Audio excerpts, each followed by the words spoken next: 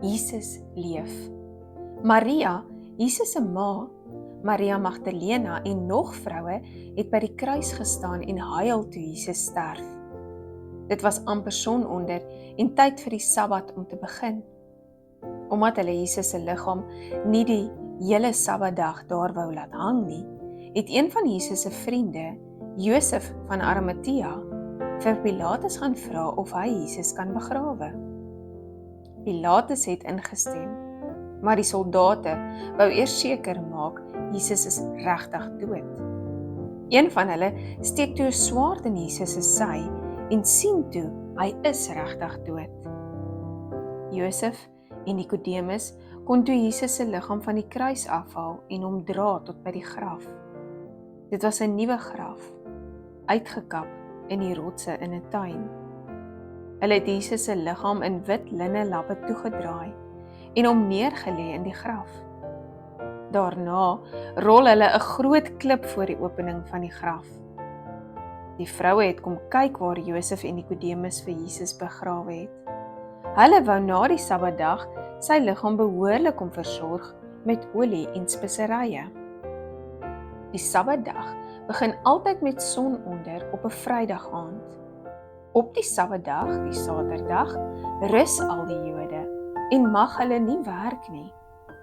Daarom kon die vroue eers die Sondagoggend met sonopkoms, toe die Sabbat verby is, weer na die graf gaan om Jesus se liggaam te versorg.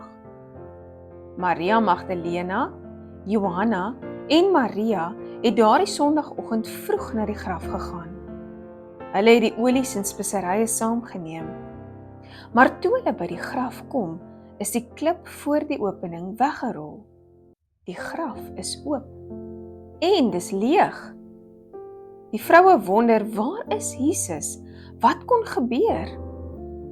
Skielik sien hulle 2 engele met blink klere aan. Die vroue het groot geskrik. En toe praat die een engel en sê, moenie bang wees nie. Ons weet julle soek vir Jesus, maar hy is nie hier nie. Hy het uit die dood opgestaan. Hy het mos gesê hy sal weer na die 3de dag opstaan. Die vroue het dadelik omgedraai en vir die disippels gaan sê, Jesus het opgestaan. Jesus leef. Maria Magdalena het buite die graf gesit en huil. Skielik staan daar 'n man naby haar en sy het gedink dis dalk die tuinier wat in die tuin werk. Meneer, het sy gesê, waar het u vir Jesus gesit? Maar die man was nie 'n tuinier nie. Dit was eintlik Jesus.